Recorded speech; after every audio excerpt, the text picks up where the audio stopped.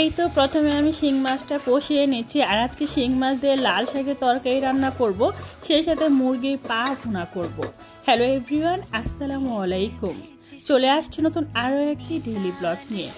আজকে আপনাদের সাথে দুইটা রেসিপি শেয়ার করব। লাল শাক দিয়ে শিং মাছের ঝোল, সেই সাথে মুরগির পা একদম ঝালঝাল করে ভুনা করব। তো চলেন ভিডিওটা উপভোগ করি। এখানে আমি শিং মাছ নিয়েছি, আর মাছগুলো আমি কেটে নিয়েছি, আর দুই একটা ধুয়েও নিয়েছি, মানে ধোয়া দিয়েছি। এবার এগুলো নুন দিয়ে মাখিয়ে নিয়েছি। আজকে এই শিং মাছ দিয়ে এই লাল শাকের তরকারি রান্না করব। তো কিভাবে রান্না করব, তো চলেন ভিডিওটা উপভোগ করা যাক। প্রথমে আমি একটা হাঁড়ির মধ্যে দিয়ে দিচ্ছি তেল, তারপরে তেলটা একটু গরম হয়ে আসলে পেঁয়াজ কুচি, এবার এটা নেড়ে চেড়ে নিচ্ছি। তারপর এখানে দিয়ে দিচ্ছি মাছ আর সব ধরনের মশলা, সেই সাথে কাঁচা মরিচের ফালি, একটু পানি দিয়ে সুন্দর করে কষিয়ে নিচ্ছি। নর্মালি মাছের তরকারির মধ্যে যে যে মশলাগুলো দেয়, তো সেগুলো দিয়ে নিয়েছি।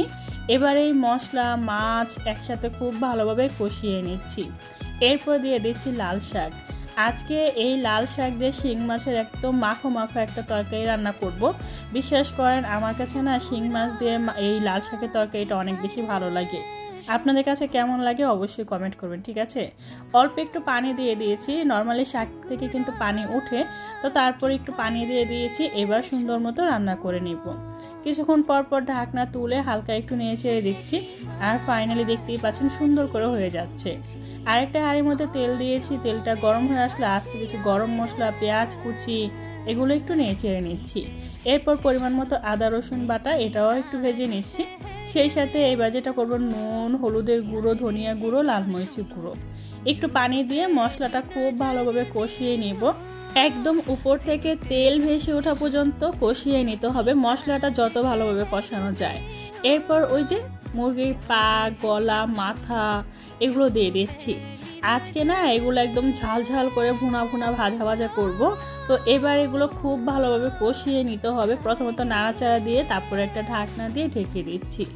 আর কিছুক্ষণ পর পর ঢাকনা তুলে আবার নেড়ে নিচ্ছি। আর কষানোর জন্য অল্প একটু পানি দিয়ে দিচ্ছি, কারণ খুব ভালোভাবে কষিয়ে নিতে হবে। কষানোটাই হচ্ছে মেন। তারপরে ঢাকনা তুলে দেখতেই পাচ্ছেন আমি আবার অফ ক্যামেরা একটু পানি দিয়ে দিয়েছিলাম। তারপরে কিছুটা কাঁচামরিচ ফালি, গরম মশলা গুঁড়ো, এগুলো দিয়ে দিচ্ছি। এবার জাস্ট সুন্দর করে রান্না করে নিতে হবে।